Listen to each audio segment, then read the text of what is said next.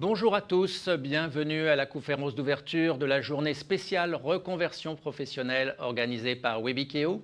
Je m'appelle Jean-Philippe Seped, je suis responsable du pôle droit de la formation à Centre Info. Je vais avoir le plaisir d'animer cette conférence d'ouverture avec Stéphane Rémy, sous-directeur aux politiques de formation et de contrôle à la délégation générale à l'emploi et à la formation professionnelle. Bonjour à toutes et à tous. Centre Info, Centre national d'information sur la formation professionnelle, se devait de participer à l'initiative de Webikeo car indéniablement, l'année 2022 est marquée par une forte demande d'informations sur ce thème des reconversions professionnelles. En début d'année, le baromètre annuel de la formation et de l'emploi produit par Centre Info et CSA témoigne d'un vrai intérêt des Français pour le sujet. Sur la base d'une enquête réalisée auprès de plus de 1600 personnes, 47% des actifs envisage ou prépare une reconversion professionnelle cette année. Sur la base de 30 millions d'actifs environ, cela donne le chiffre incroyable de 14 millions de personnes concernées par ce thème. Ces chiffres expliquent peut-être la forte audience de cette conférence et des suivantes. En effet, vous êtes plus de 2300 personnes à vous être inscrits à cette conférence d'ouverture. Et sans plus tarder, je vais me tourner vers M. Stéphane Rémy de la Délégation générale à l'emploi et à la formation professionnelle pour qu'il se présente et qu'il nous indique aussi les motivations de la Délégation générale à la formation professionnelle à participer à cette conférence. Monsieur Rémy, je vous donne la parole. Oui, merci beaucoup. Je crois qu'effectivement, on est sur une thématique qui est très attendue parce qu'elle correspond à de nombreuses aspirations de nos concitoyens.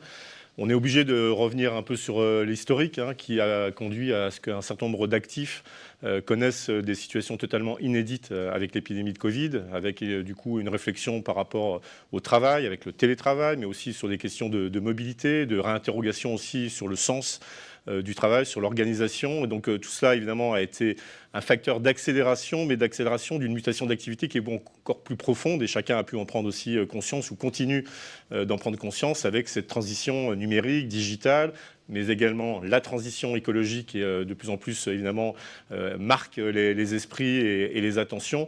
Et donc, on a vraiment un contexte qui est totalement inédit, qui, je crois, provoque cet intérêt pour les questions de changement en réalité professionnelle. On peut les appeler reconversion, transition, on verra peut-être ce qui peut être dit derrière cette sémantique-là, mais profondément, il y a cette aspiration au changement et en tout cas à réinterroger aussi un peu son avenir professionnel.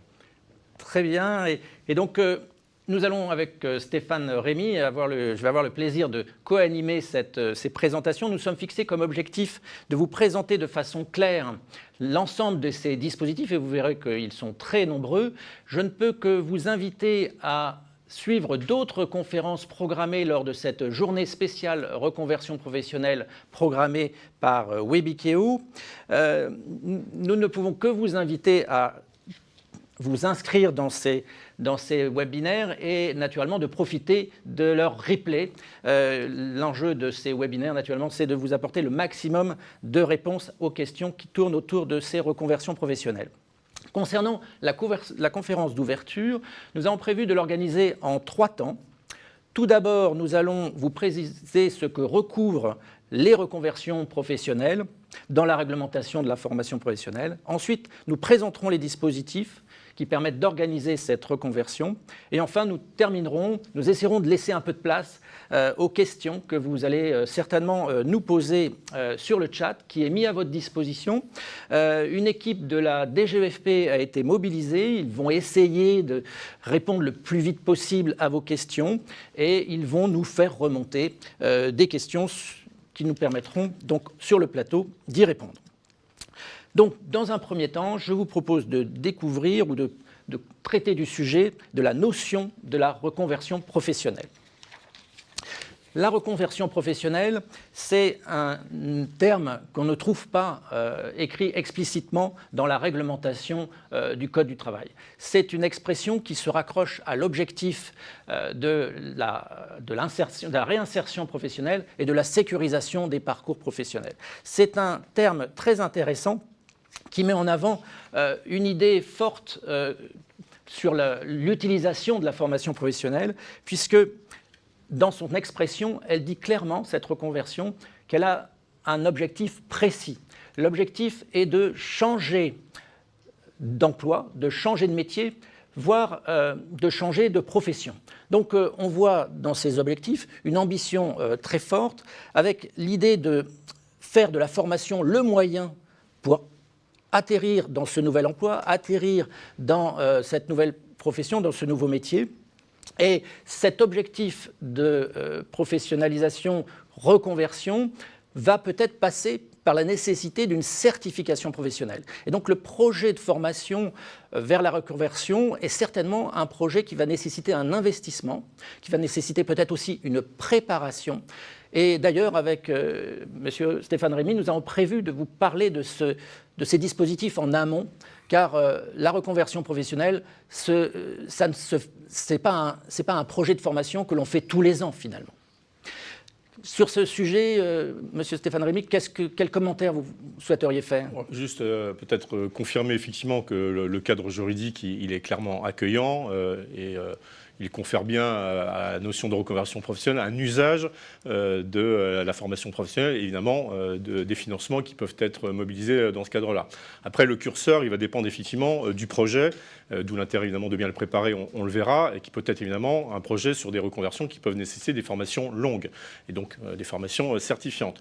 Mais on a aussi une structure des emplois qui peut exiger des adaptations, des évolutions de ces emplois, parce qu'ils peuvent être menacés, et donc il faut aussi apporter des réponses rapides. Et puis on sait bien, on est dans un contexte un peu inédit de tension de recrutement qui est majeur, même si certaines entreprises peuvent, elles, connaître des épisodes plus difficiles. Globalement, dans de nombreux secteurs d'activité aujourd'hui économique, il y a ces tensions sur le marché du travail, sur le recrutement. Et donc ça donne lieu aussi à des aspirations de changement, forcément, quand le marché du travail est très ouvert, que l'offre, et au fond les entreprises, le rapport de force s'inverse un petit peu, hein, c'est-à-dire qu'elles sont obligées d'être beaucoup plus attractives, évidemment d'engager l'ensemble du débat autour des conditions de travail, de la rémunération, de la manière dont elles peuvent accueillir et fidéliser aussi. Donc ces notions-là apparaissent de plus en plus prégnantes, et du coup ça ouvre évidemment la possibilité pour des salariés, des individus, des demandeurs d'emploi de penser ce travail, cette insertion, cette reconversion. Le cadre juridique le permet. Après, évidemment, le curseur va varier selon la durée, les financements et la maturité du projet. C'est ça. Et vous avez utilisé le mot aspiration, et je crois qu'il y a il y a un sujet important, c'est l'initiative. Qui prend l'initiative de la reconversion professionnelle? Parce que finalement, l'individu va prendre cette initiative puisque c'est lui qui va être impliqué dans le parcours. On ne peut pas imposer une reconversion professionnelle. La formation, on le sait, c'est fondamentalement les personnes qui se forment. On ne forme pas les personnes. Donc la personne, bien sûr, mais finalement, l'initiative, qu'est-ce que ça veut dire? C'est peut-être aussi le constat de la nécessité de la reconversion. Et donc si on prend la question de l'initiative à ce niveau-là, il peut y avoir autour de la personne des tiers qui peuvent aller vers un certain nombre de personnes, des demandeurs d'emploi ou des salariés, avec le message qu'une reconversion serait peut-être utile. Et effectivement, quand on regarde ensuite les dispositifs qui sont mis en place, les mesures qui sont proposées, qui peuvent aboutir à ces reconversions professionnelles, on voit qu'il y en a certaines qui sont à la main des individus, à la main des personnes, ce sont des droits individuels, et puis il y a d'autres dispositifs qui sont proposés par l'employeur, qui sont proposés par Pôle emploi, qui sont proposés par les régions, par les financeurs des politiques publiques. Et je pense que c'est un point important qui caractérise ce projet de reconversion professionnelle. Oui, il me semble, dans ce que vous indiquez, M. Ceped, il y a effectivement la question du constat objectif du besoin de la reconversion. Donc évidemment, selon les situations, ça peut être un projet d'évolution qui est pensé, qui est réfléchi, où le salarié va davantage évidemment prendre l'initiative. Il y a un certain nombre de dispositifs qui sont effectivement à sa main, ou au contraire, ce constat, il n'est pas encore effectué, ou il n'est pas forcément lucide, et il va venir d'un tiers qui va le poser. Ça peut être l'employeur, hein, par rapport à une réduction des risques. Ça fait partie aussi des enjeux de la formation, que de réduire ces risques lorsque les emplois, les compétences sont menacées. Et on sait bien qu'on est dans une transformation des emplois qui est rapide. Et donc, ce premier point du constat est important. Et la lucidité d'être dans une logique un peu subie, ou au contraire d'être dans une démarche beaucoup plus choisie. Donc, en fonction de cette situation-là, les dispositifs et la prise d'initiative va varier. Donc, elle peut être celle du salarié lui-même. Parfois, ce sera une initiative qui sera co-construite ou de co-investissement avec l'employeur, ou prescrite par un tiers, notamment dans le cas du service public de l'emploi. ou en revanche, on est sur quelque chose qui est un projet d'évolution qui correspond donc davantage à cette initiative du salarié. Donc voilà, en fonction, effectivement, initiative de l'employeur, voire même de l'initiative de la branche, qui a une responsabilité aussi par rapport aux emplois et aux qualifications qui sont attendues dans les entreprises de tel ou tel secteur d'activité. Et je voulais insister là-dessus parce que finalement, on a fait le choix de ne pas se contenter d'aborder la question de la reconversion professionnelle individuelle, à l'initiative individuelle.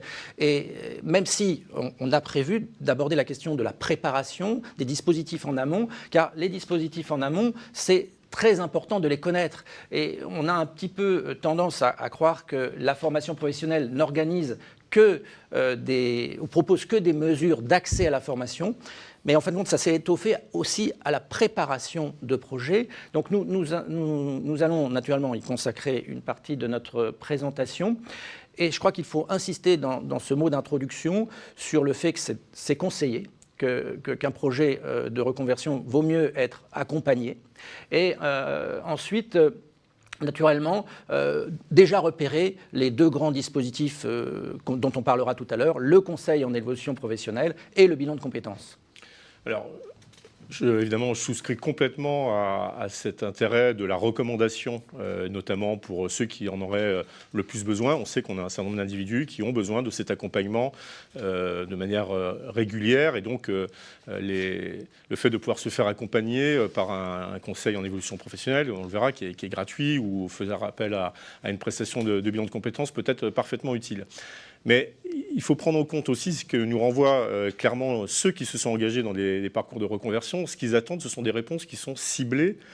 Et plus que la question de l'accompagnement, ce qu'ils attendent, c'est la bonne information au bon moment tout au long du parcours de reconversion. Et ça, c'est beaucoup plus exigeant parce que ça veut dire une réponse beaucoup plus individualisée, personnalisée. Et donc, c'est bien de recommander d'aller sur l'accompagnement, mais faut-il encore que les réponses qui soient apportées correspondent bien aux aspirations des individus. Et elles sont très concrètes, forcément. Ce sont des questions qui sont de plus en plus exigeantes, notamment sur la situation réelle de travail. Il y a une enquête, une étude de France Compétences qui a été réalisée et sur du vécu, c'est-à-dire sur des personnes qui ont été engagées dans des parcours de reconversion, qui montre ça très clairement. Et j'invite ceux qui nous écoutent à en prendre connaissance parce qu'elle montre bien cette aspiration de réponse précise selon le moment dans lequel ces questions sont posées. Et évidemment, ça peut être très concret, hein, le trajet, les horaires, la situation réelle de travail qui peut être envisagée. Ce sont ces questions-là auxquelles il faut aussi pouvoir répondre. Donc l'accompagnement, oui, mais de plus en plus personnalisé et être en capacité de répondre de manière interactive avec les personnes qui le demandent. Et puis, il y a ceux qui sont plus mûrs et qui peuvent aussi avoir une démarche beaucoup plus autonome. Ça fait partie aussi de la réalité. Je vais vous proposer, Stéphane Rémy, de rentrer dans la première séquence de panorama des dispositifs. Et donc, nous avons prévu une présentation de ces dispositifs en 3 temps. Nous nous pencherons dans un premier temps sur les dispositifs à destination des salariés, ensuite les dispositifs de reconversion à destination des demandeurs d'emploi, et nous terminerons sur les dispositifs en amont des parcours de formation. Donc, pour vous présenter ces dispositifs dans un temps assez contraint, nous n'avons pas beaucoup de temps sur cette conférence d'ouverture, nous avons cherché à synthétiser ces présentations. Et donc, nous allons commencer donc par les dispositifs de reconversion à destination des salariés. Donc, on peut les regrouper en 3 grandes familles. On va commencer naturellement par les projets individuels qui, on va le voir, ont été étoffés par une initiative intéressante. Donc, les transitions professionnelles ont vu apparaître à côté du projet de transition professionnelle le dispositif transition collective, tout à fait intéressant. Nous avons ensuite à aborder une autre famille de mesures que sont les dispositifs qui peuvent être co-construits entre l'employeur, le salarié, qui nécessiteront une contractualisation entre eux. Et puis, il faudra être le plus large possible sur ce sujet parce qu'effectivement, il y a peut-être d'autres dispositifs à envisager qui peuvent aboutir à ce résultat. Donc, sans plus tarder, je vous propose de rentrer dans la première famille de mesures, donc les dispositifs de transition professionnelle. Donc, de ce tableau de synthèse, il nous a semblé intéressant de caractériser les dispositifs. Donc, le projet de transition professionnelle, le projet de transition collective. Alors commençons par le projet de transition professionnelle. C'est un dispositif qui voit le jour en 2018 à la suite de la dernière réforme. Il remplace le congé individuel de formation. Il provoque un vrai virage sur le droit individuel des salariés à la formation puisqu'il affiche très clairement le renoncement à la formule « la formation de son choix » pour un autre objectif qui est le changement de métier ou de profession. Et ce qui est frappant dans cette expression, c'est métier, profession et pas emploi. Donc on voit une ambition forte et c'est pour ça que ce dispositif est caractérisé par l'accès à des formations certifiantes. Donc c'est un projet très ambitieux avec à la clé indéniablement une reconversion, indéniablement. Le mécanisme de prise en charge repose sur le nouvel acteur des transitions pro, qui remplace les fonds GESIF, complètement revus en termes de mission. Et la transition pro, comme le fonds GESIF, assure la prise en charge de la rémunération et des coûts pédagogiques selon des règles qui n'ont pas changé par rapport au congé individuel de formation. Donc un premier dispositif qu'il faut absolument connaître, qui n'est pas malheureusement si ouvert que ça. Il faut que le projet soit pertinent et les transitions pro, naturellement, sont là pour vérifier si vraiment le projet a bien été préparé. Et là, on voit bien que la reconversion professionnelle, ça coûte de l'argent et naturellement, il faut vérifier la pertinence du projet. Deuxième dispositif dans cette famille, les transitions collectives. Les transitions collectives, là, nous avons un autre contexte. Nous avons un constat, nous avons un projet qui va partir d'un emploi fragilisé, constaté dans une entreprise A, vers des métiers émergents dans une entreprise B. Et l'idée, c'est de construire avec les différents acteurs de la formation professionnelle le parcours entre ces deux entreprises, entre ces deux emplois. L'entreprise A, où les emplois sont fragilisés, va être accompagnée par son OPCO. Une fois que le diagnostic est confirmé, l'association Transition Pro, le conseiller du conseil en évolution professionnelle vont être mobilisés. Et ensuite, si tout ça marche, si le salarié est volontaire, si le salarié rentre dans le parcours, eh bien, il y aura un accompagnement et même un droit au retour, éventuellement, si le salarié, finalement, a quelques doutes, finalement. Donc, un mécanisme en phase d'expérimentation, dont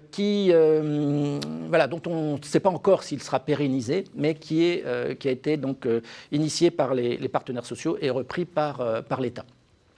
Là-dessus, Stéphane Rémy ?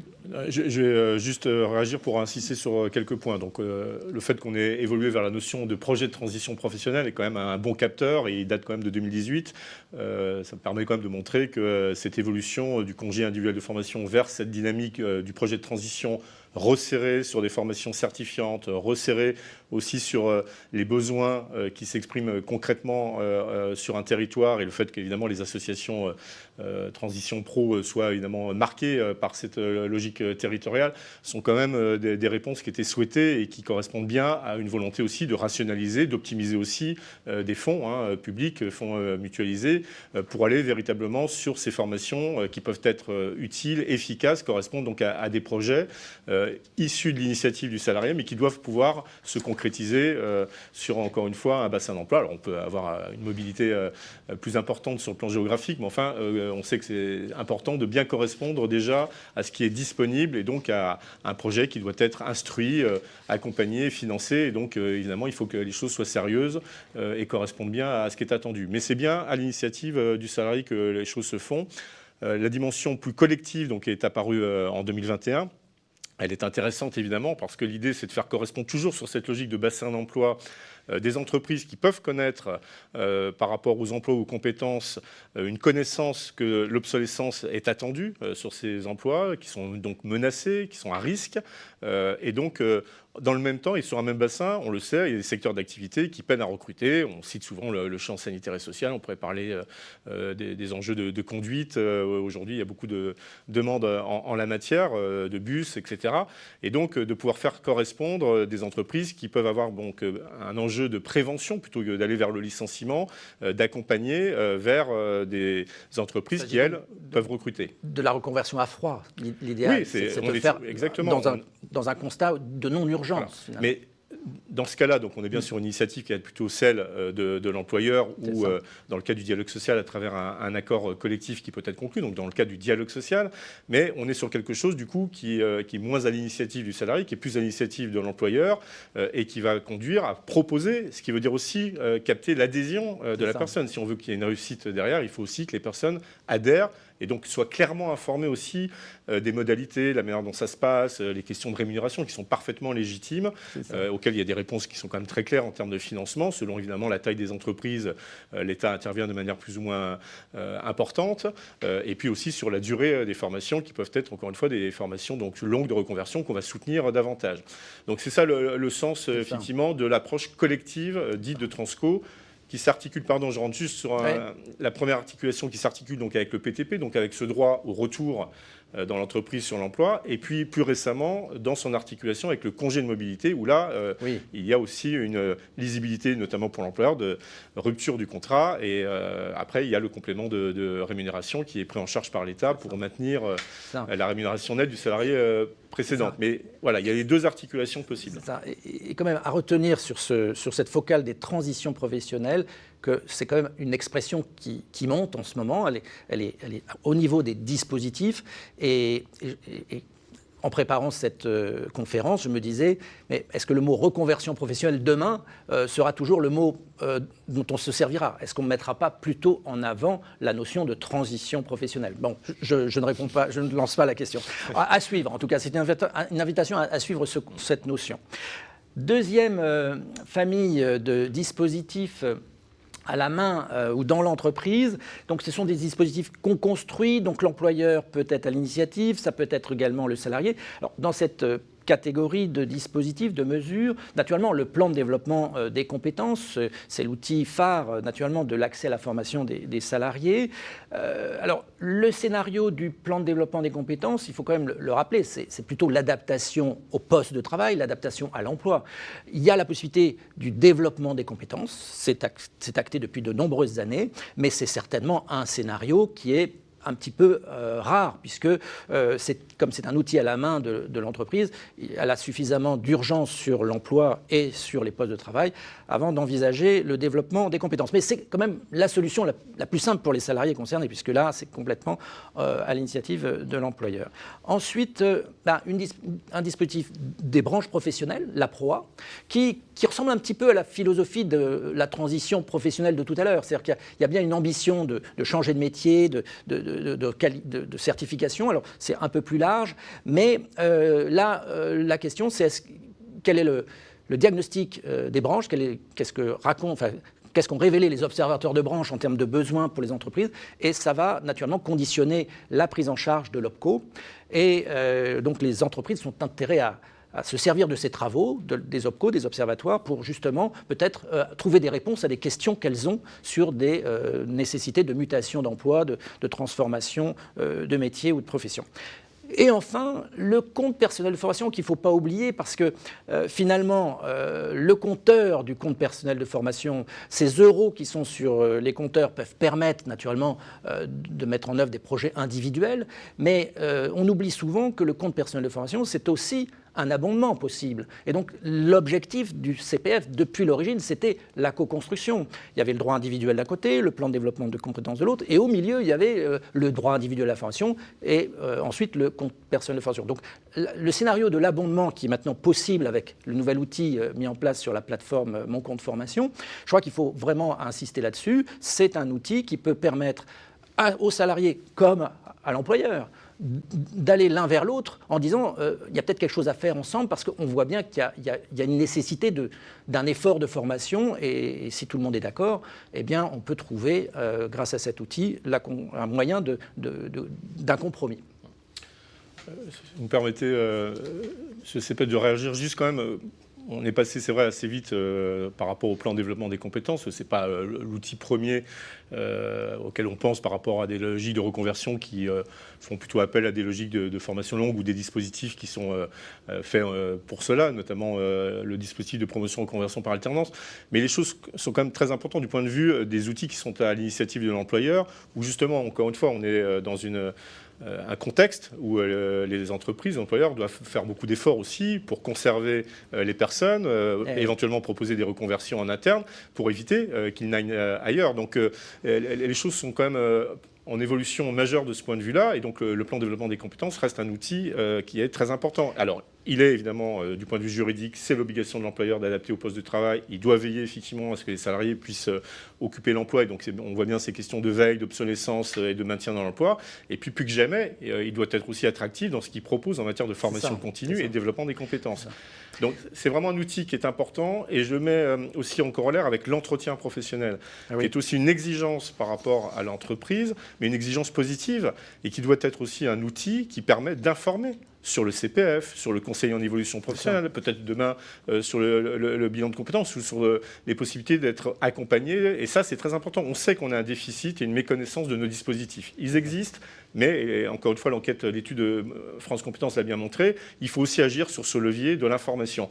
Tout le monde a une responsabilité dans cette affaire. L'offre publique, Centrinfo, les Carif, bien entendu, mais il y a aussi les entreprises, et l'entretien professionnel qui est quand même régulièrement appelé tous les 2 ans, l'état des lieux à 6 ans, doit aussi permettre, notamment au démarrage, d'informer sur ces dispositifs. Donc le plan, l'entretien pro, il y a aussi cette dynamique d'entreprise qui est importante. Après, il y a les dispositifs de reconversion. Et peut-être, merci d'avoir attiré mon attention sur le plan de développement des compétences, parce que j'avais oublié de vous dire la place que peut occuper une clause de dédit formation, justement pour sécuriser, entre guillemets, l'investissement que fera l'entreprise en cas de formation longue. Tout à fait possible de sécuriser cet investissement grâce à ce mécanisme. Avant de passer au dispositif en direction des demandeurs d'emploi, dernière catégorie concernant les salariés. Si on veut être complet, on ne doit pas oublier finalement les contrats en alternance et le FNE formation. Alors, ce n'est pas des dispositifs qui sont pensés pour les salariés, pour se reconvertir. Ce sont des dispositifs qui se positionnent dans des situations particulières de l'entreprise, le recrutement, les situations de menaces sur l'emploi avec le FNE formation.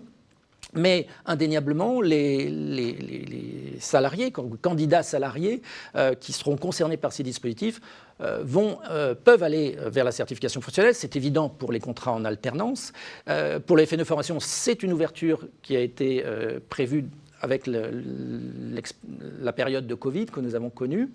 Et il faut aussi signaler que dans le cadre du contrat d'apprentissage, les salariés en poste peuvent aussi bénéficier d'un aménagement de leur contrat de travail en contrat d'apprentissage jusqu'à dans les conditions d'âge classiques du contrat d'apprentissage. Et donc, le contrat d'apprentissage contient quelque part une sorte de module pour des salariés en poste qui auraient déjà été recrutés en CDI. Sur ces 2 dispositifs, monsieur Allais. On est passé quand même un peu vite peut-être sur le dispositif de promotion reconversion par alternance, parce que c'est celui qui est quand même qui fonde un peu une réponse sur les enjeux d'accompagnement, et c'est à l'initiative des branches. On avait parlé de l'initiative des salariés, de l'employeur, il y a aussi l'initiative des branches, de la négociation collective, et en la matière, elle est extrêmement dense.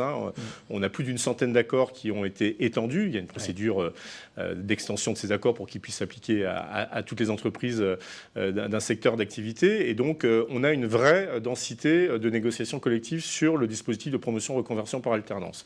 Le dispositif est en train de monter en puissance, on l'observe au mois le mois, en travaillant avec les opérateurs de compétences, les 11 opérateurs de compétences qui le gèrent. Il a été soutenu dans le cadre notamment du plan de relance, et il commence vraiment à produire des parcours d'alternance. C'est ça qui est intéressant, cette pédagogie de l'alternance. C'est là que je voulais insister pour faire le lien avec ce que vous indiquiez sur les contrats d'apprentissage, les contrats de professionnalisation et de la proie. Tout ça, c'est la pédagogie aussi de l'alternance pour se rapprocher de la situation réelle de travail. Et c'est ça qui, encore une fois, est un des attendus majeurs. Alors après, il y a un certain nombre de contraintes. Le niveau est un niveau d'entrée infra-licence. On est sur les CDI. Il y a un encadrement réglementaire qui peut aussi apparaître parfois complexe ou être un frein. Donc ça, ce sont des choses qu'on a identifiées. C'est un avenant de formation, mais un avenant qui rejoint le contrat de travail. Donc ça peut toujours être anxiogène alors qu'il s'agit s'agit simplement de prévoir les modalités de formation. Donc il y a beaucoup de pédagogie à faire, d'information. C'est ce qui explique aussi que le démarrage est en train de prendre aujourd'hui son envol. De la même manière, Transco doit aussi pouvoir s'installer. Il faut donner aussi un peu de durée à ces dispositifs pour qu'ils soient identifiés, connus. Et l'accompagnement en la matière est essentiel. Et j'insiste lourdement, mais c'est vrai que le rôle que jouent les conseillers des services de proximité des 11 opérateurs de compétences est essentiel pour informer les entreprises. Mais il y a aussi l'information plus individuelle à travers la mobilisation du CPF. C'est ça. Mais, avec les abondements. Voilà. Et alors, il faut absolument qu'on avance parce que je vois que l'heure tourne de manière trop rapide. Nous allons donc passer à la présentation des dispositifs en direction des demandeurs d'emploi. Pour vous présenter ces dispositifs, il nous a semblé important quand même de nous y arrêter quelques instants puisque ce sont des dispositifs qui vont permettre à des demandeurs d'emploi d'être plus facilement employables dans des entreprises à la recherche de compétences nouvelles. Donc les politiques de formation en direction des demandeurs d'emploi sont assumées par les régions et par Pôle emploi, mais là aussi il faut signaler l'existence du compte personnel de formation qui est venu un petit peu bousculer la stratégie de ces politiques publiques puisque le demandeur d'emploi, grâce à ce droit individuel, peut aussi prendre des initiatives et ces initiatives peuvent s'articuler d'ailleurs avec ces politiques publiques, le CPF des demandeurs d'emploi pouvant également bénéficier d'abondements dans le cadre de ces politiques publiques.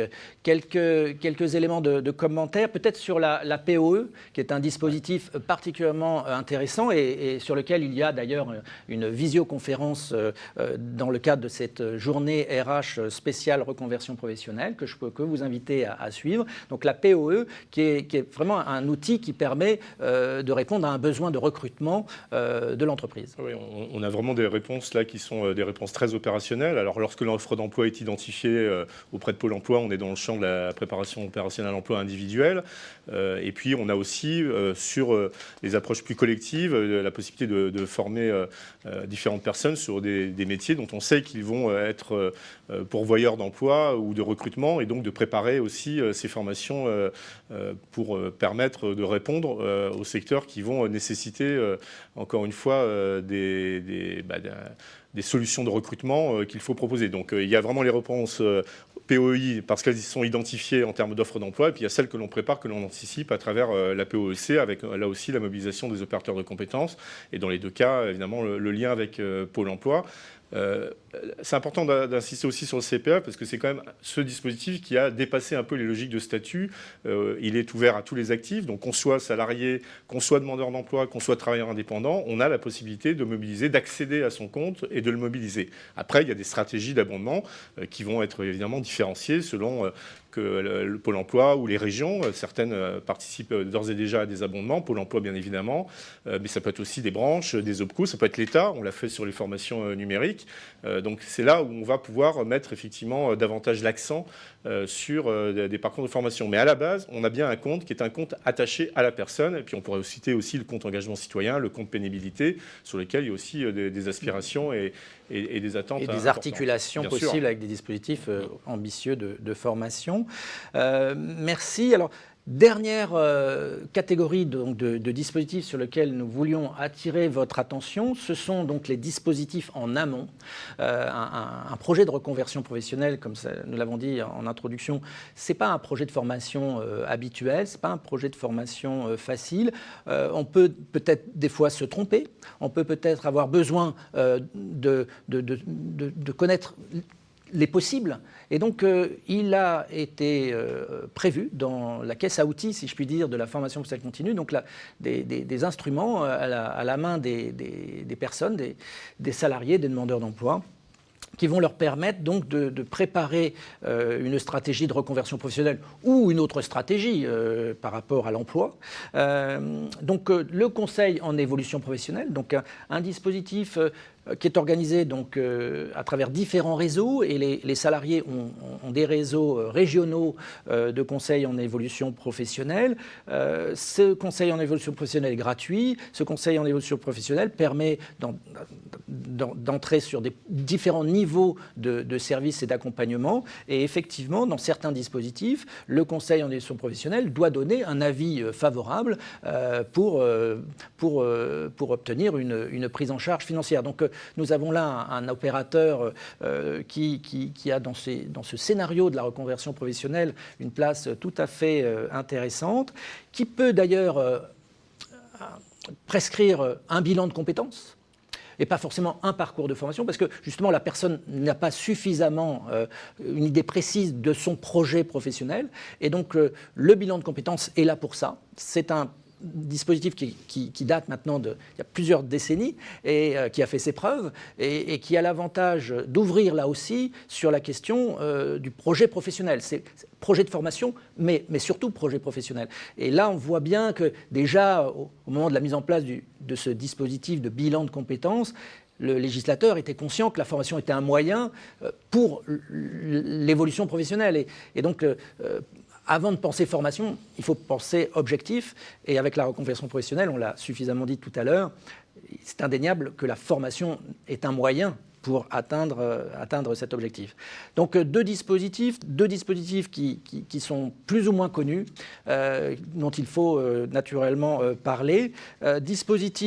Alors, si on veut être un peu plus large, on peut dire qu'il y a aussi l'entretien professionnel dans l'entreprise, mais ça, c'est l'obligation de formation de l'entreprise.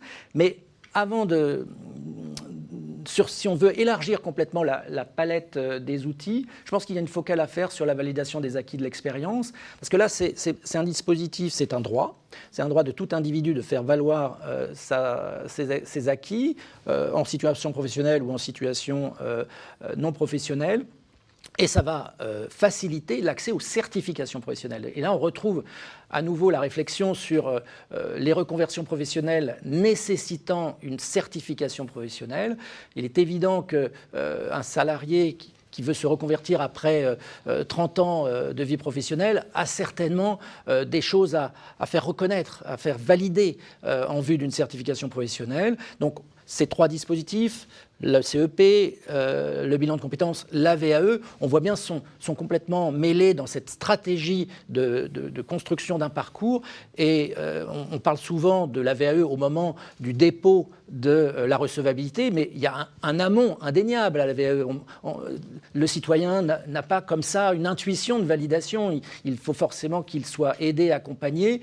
Et donc la VAE, il ne faut pas l'oublier parce que ça sera vraiment un accélérateur, que ce soit dans les dispositifs qu'on a vus pour les salariés et pour les demandeurs d'emploi. Alors, je me permets de réagir parce que le propos était extrêmement riche. Déjà, peut-être rappeler que sur le conseil en évolution professionnelle, outre le fait qu'il est gratuit, il peut être dispensé aux salariés ou aux demandeurs d'emploi. Donc, on a les missions locales qui sont mobilisées plutôt pour le public jeune, les cap emploi pour les personnes qui peuvent être sur des situations de handicap. On a l'APEC pour les cadres. Donc, pour rappeler, voilà, c'est le service public de l'emploi et évidemment Pôle emploi qui est aussi en capacité d'apporter ce conseil. Et puis, il y a le volet salarié qui est encadré par un marché piloté par France Compétences, avec donc un opérateur au niveau régional pour accompagner ce conseil d'évolution professionnelle, enfin pour le dispenser, pour le mettre en œuvre au bénéfice des salariés.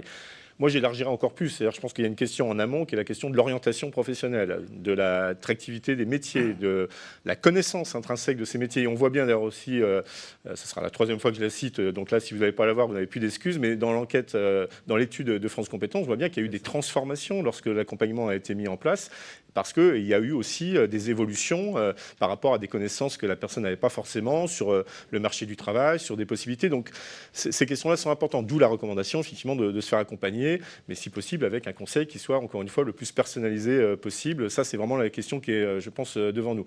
Donc, orientation, accompagnement conseil librement choisi, mais recommandé. Là, on est vraiment sur des enjeux majeurs. La VE est effectivement une voie d'accès aussi à la certification. On n'est pas sur un dispositif de formation en tant tant que tel. Il fera peut-être appel à des prescriptions complémentaires, mais c'est d'abord et avant tout une voie d'accès à la certification dont on sait qu'elle est aujourd'hui un repère majeur pour l'apprentissage, pour le CPF. La VE, les bilans de compétences sont éligibles aujourd'hui au CPF, c'est important de le rappeler, mais on a besoin aussi d'accompagner de manière beaucoup plus dynamique les personnes qui veulent s'engager sur cette voie de la VE. Pas évident. Là aussi, on a besoin de temps, d'énergie et d'investissement. Et il est très important que cet accompagnement puisse, de notre point de vue, être réalisé en amont de la phase de recevabilité. Donc c'est tout ce qui est aujourd'hui porté dans l'ambition du projet de loi marché du travail sur ce volet de la validation des acquis. Donc on a vraiment des dispositions législatives qui devraient permettre d'aller vers cette prise en compte du parcours beaucoup plus en amont, de pérenniser aussi un certain nombre de financements plus souples pour permettre la validation partielle ou totale des acquis de l'expérience. On est à 20 ans il y a 20 ans cette année. Oui, la loi de modernisation sociale qu'il avait instituée, elle-même réformant la validation des acquis professionnels. On voit bien l'évolution vers l'expérience et désormais cette ambition de le rendre encore plus attractif et permettre à davantage de personnes d'obtenir ces validations avec un process qui puisse aussi être empreint de technologie, parce qu'on a besoin aussi d'aller plus vite, d'accompagner les personnes avec des outils qui soient adaptés. C'est tout l'enjeu là qui est porté avec cette réforme de la VE. En tout cas, on repositionne effectivement cette voie d'accès privilégiée.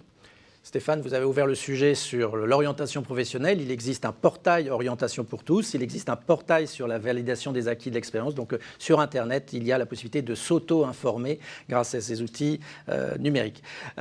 Nous rentrons dans les 5 dernières minutes de ce webinaire qui a été très riche en informations, très dense en informations, comme on l'avait promis. On va prendre quelques questions posées sur le chat. J'ai l'impression que finalement notre débit, notre flot d'informations a peut-être limité la concentration sur le chat. Bon, c'était le but recherché. Normalement, quand on suit un webinaire, c'est pas pour nourrir le chat. Donc, il y a quelques questions, mais il n'y en a pas trop pour l'instant. Je vais donc prendre la première. Existe-t-il des dispositifs pour les non-salariés ? On n'en a pas parlé, effectivement. On n'a pas parlé aussi des agents publics.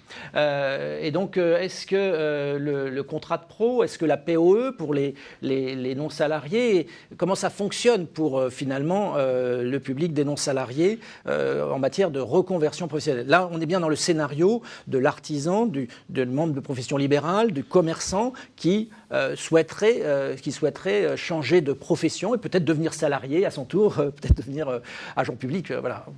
Alors, c'est important qu'on rappelle effectivement, enfin, je l'ai mentionné, je crois, là dans mon propos précédent, par rapport au CPF, sur le fait qu'on était ouvert aux salariés, aux demandeurs d'emploi, aux travailleurs indépendants, mais on peut aller un peu plus précisément sur les acteurs qui peuvent accompagner ces TI, et en particulier, alors vous avez cité les chefs, les artisans, on a l'équivalent des opérateurs de compétences qui s'appelle les FAF, le FAF des chefs d'entreprise artisanales qui a été agréé tout récemment le 1er septembre dans sa nouvelle configuration. Donc s'agissant de ces chefs d'entreprise artisanales, leur interlocuteur privilégié est celui-là, bien sûr de manière générale le service public de l'emploi.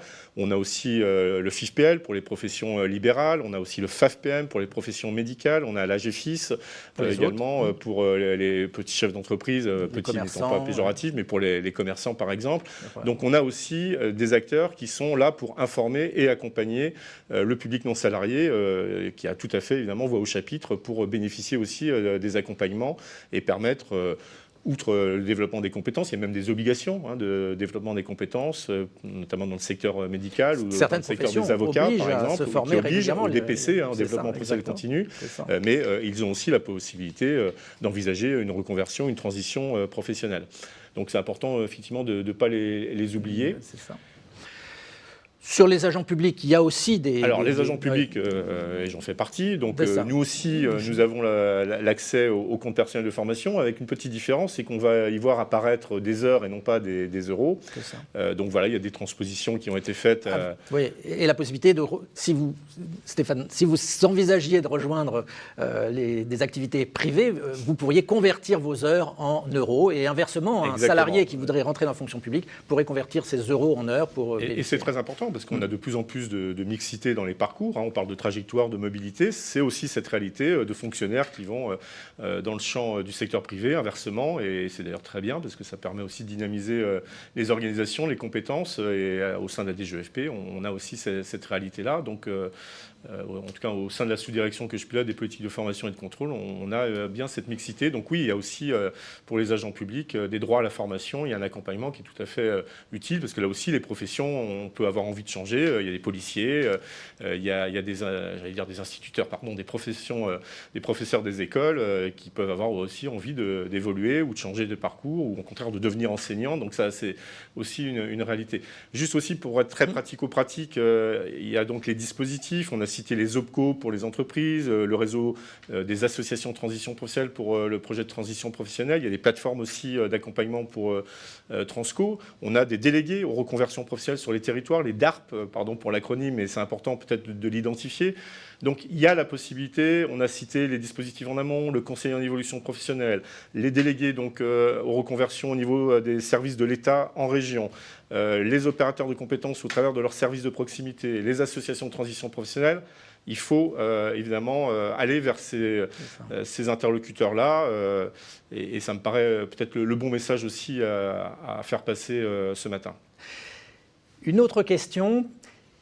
Est-ce qu'il est possible de faire une focale sur la situation du salarié qui démissionnerait pour se former, pour se reconvertir? Et ça, effectivement, c'est un point, un chapitre un peu particulier des transitions professionnelles. Et c'est intéressant peut-être de faire une focale. C'est une focale importante pour ces publics démissionnaires. Donc, ils peuvent accéder au projet de transition professionnelle. Pour le coup, là, il y a une obligation de passage via le conseil en évolution professionnelle.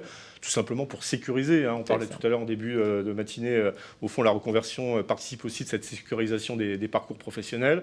C'est important aussi d'avoir cette sécurité, notamment pour ce public démissionnaire. Ce qui est important à souligner peut-être sur ce scénario particulier, c'est que l'acte de démission se fait finalement après avoir préparé le projet. C'est-à-dire que la situation est finalement la suivante. Le salarié n'a pas trouvé de solution avec son employeur. L'employeur a un plan de développement des compétences, il a d'autres priorités. Le CPF, l'abondement, l'employeur n'est pas très intéressé par le projet du salarié, donc le salarié se retrouve sans perspective avec son employeur.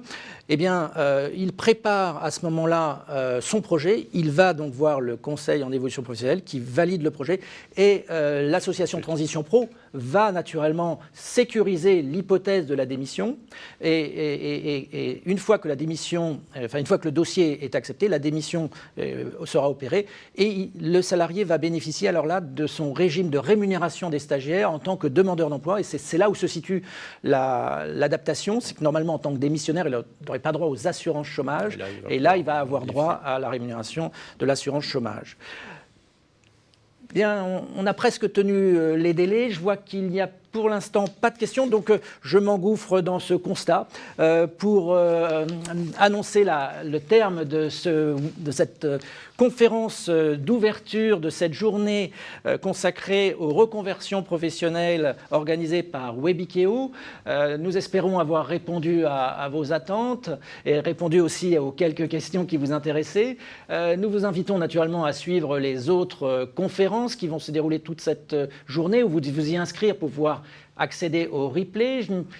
Grand remerciement donc pour votre attention et pour votre participation au chat. Un grand merci naturellement à Stéphane Rémy de la DGEFP et à la DGEFP qui a mobilisé ses équipes, en particulier donc Éléonore Lafay et Monsieur Benoît Beauvillard.